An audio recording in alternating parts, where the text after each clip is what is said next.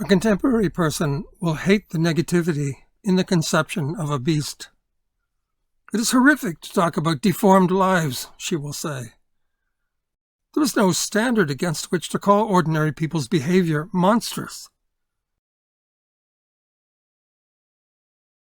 He or she will find this talk of a beast, generated by ordinary lives, anti-human, medieval, and horrific.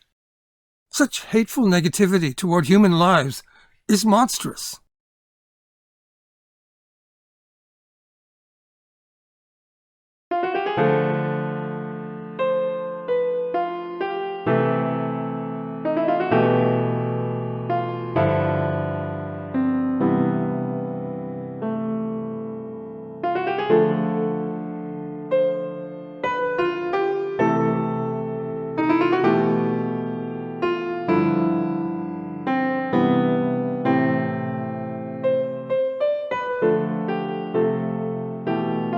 The focus here, at this out-of-the-way node of the internet, is the premise of the beast. The human world is a beast-haunted world, an ancient understanding of the character of human life.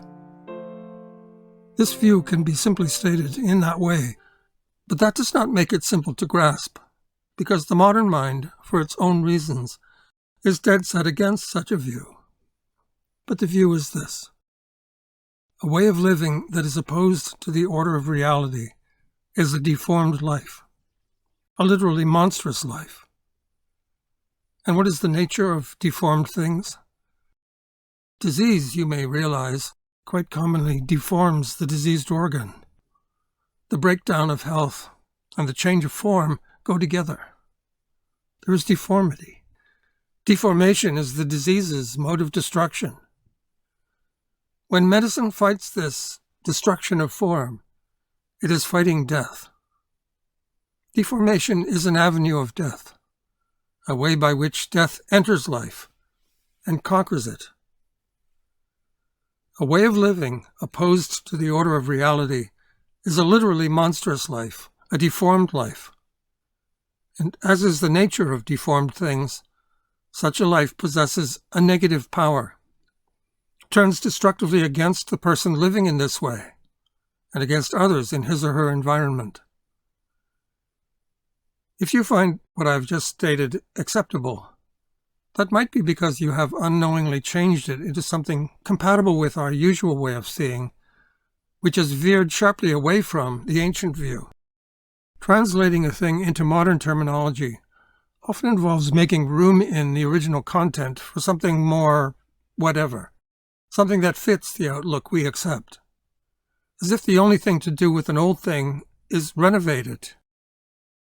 I find it simply extraordinary how common it is that when people state a thing they have heard, they change it.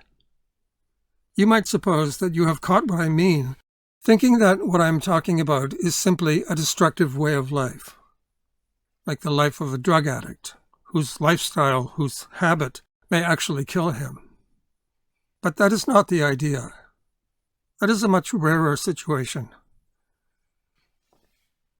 He had his own sort of addictions, habits, whatever you want to call them. And like anybody else, he didn't want them. But he just couldn't beat it. He just couldn't beat it.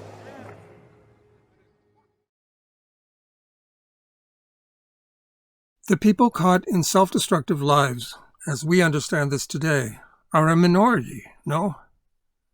How many people do you know who have been trapped in this way, by a thing they don't want, who are into deadly drugs, or are dissolving their livers in drink, etc.? And now how many other people do you know? Compare the numbers. What is usually meant by a destructive way of life may be, as I have heard, drawing more and more people into it, but it is actually something relatively uncommon. And what the ancient world saw as a deadly life was something common. Everybody creates the beast. Our usual idea of destructive ways is, by comparison, actually very limited. In the life that we picture as self-destructive, isn't most of the behavior normal? Addicts are regular people. They may be good people. In the life of the addict, what is problematic in our eyes is only the drug taking. Otherwise, he is just like us. But what I am calling the beast is the product of all our dissonant acts, the cumulative creation of all the ways of our own living and being that are not in harmony with the order, that are not attuned to this order, running oblique to it, free of it. And it is because so many of our acts are like this, that one product of human lives is a beast, a positive monster. That is the idea. As I say, an idea that people reject.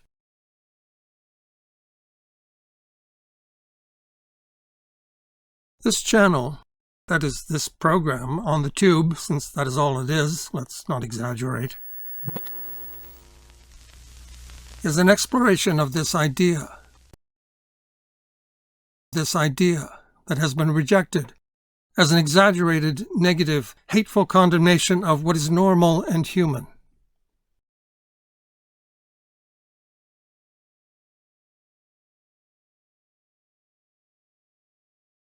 A contemporary person will hate this negativity and talk of the monstrous and deformed. It is anti-human, he says. He will find this talk of a beast generated by everyone, by ordinary lives, anti-human, medieval, and horrific. Such hateful negativity toward human lives is monstrous.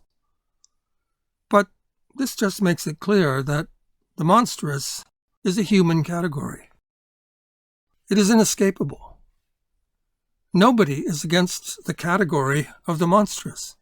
Everyone employs it. If there are any objections, it is not about negativity or about use of the term. It is about what you use it for, what you are calling monstrous. You call such and such behavior, whatever it might be, applying your yardstick, the behavior of ordinary people. I call it monstrous, applying mine, and vice versa.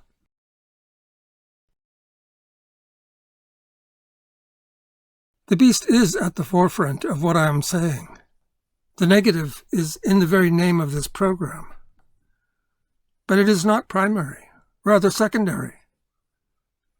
Because a negative is always the negation of something that is not negative. The not negative is always first.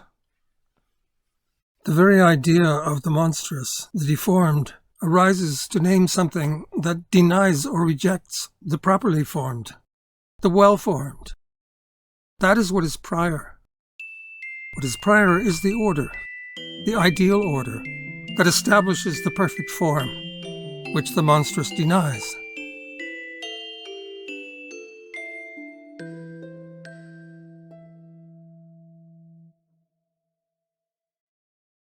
People in the present age, I have seen this change in my own lifetime, have turned against these notions, the ideal, the perfect. They are anti-human, they say. I think perfection is ugly.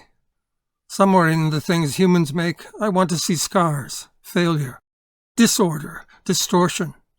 If I can feel those things in works by others, then I like them. Modern people do not accept the idea of an order within which our lives are fulfilled. It is simply wrong, people say, to talk about deformed lives, because there is no standard against which to call ordinary people's behavior monstrous. The modern person's principal evidence that there is no standard is that there is no agreement on this standard. But the ancient person knew this, that there is no agreement. The neighboring peoples, the Assyrians, the Egyptians, have their own ways, their own gods. The fact of no agreement tells us about people, not reality. Yet people now say that there is nothing there to conform to, but your heart, which is good. The cosmos, it is just space. A very ironic notion, given that cosmos comes from the ancient Greek word meaning order. Today, people have very little belief in an ordered course that is set for them, that they must follow to live a human life. the word conform being essentially a dirty word. You never need to conform to your heart when you have made it the engine of your actions.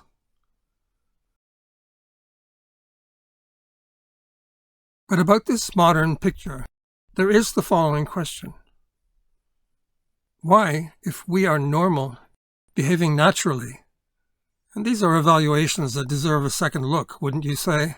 But forget that for now. Why is there so much discontent?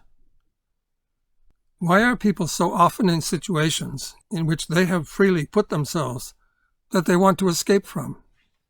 Because they are unhappy there. Why in this beautifully orderless, free, and humanly positive layout of available happiness are people so restless?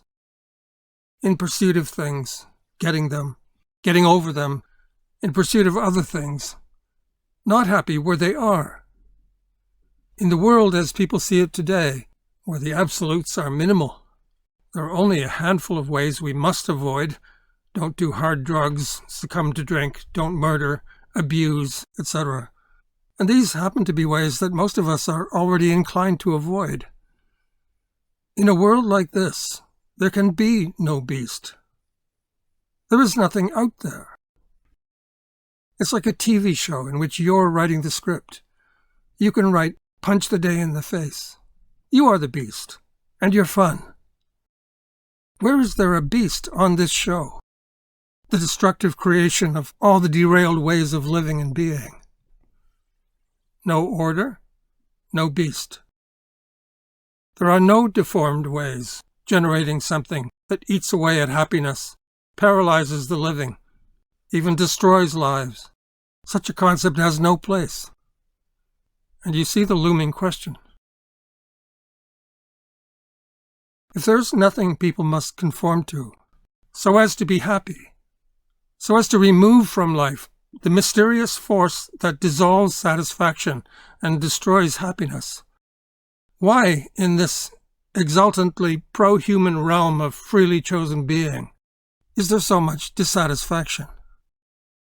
This non-order, this freedom established by the belief that there is nothing there to draw any lines for us, no order that has any bearing on us, a void of absolutes except for the few I call absolute because I abide by them. This deluge of freedom looks very much like a scheme of things that does not fulfill. A scheme in which there is actually a beast, a conqueror worm, in which something is gnawing at human beings while they live, so that life drains out. While the orchestra of human beings breathes fitfully the music of the spheres, human lives rather fail to swing rhythmically into anything dance-like.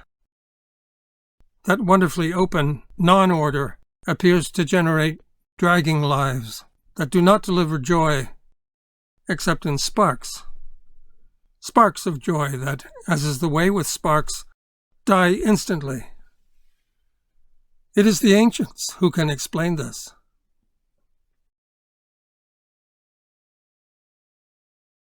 If there is a proper order to life, if there is deviance, that other dirty word, if these hated ideas capture the way things are, a reality that 21st century people are virtually programmed to dismiss, then in the lives we are actually living, we may be only approximating human life. But why would we be so close as to approximate it? The monster has us in its grip. The worm is already in us, draining us. Approximating human life, why would we not be missing our marks entirely because we haven't learned any marks? If we have no music, why would we be singing the song at all? Instead of everyone being wonderfully human, basically normal, and when we claimed this, our point was that we normals are all harmless. Instead of the whole lot of us being benign wonders, we might be generating, daily, pulse by pulse, a truly ferocious collective force.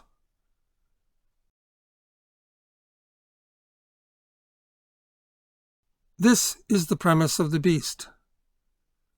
If we do not live so as to prevent this, by the way we live, we create a destructive force, a growing anti-human power.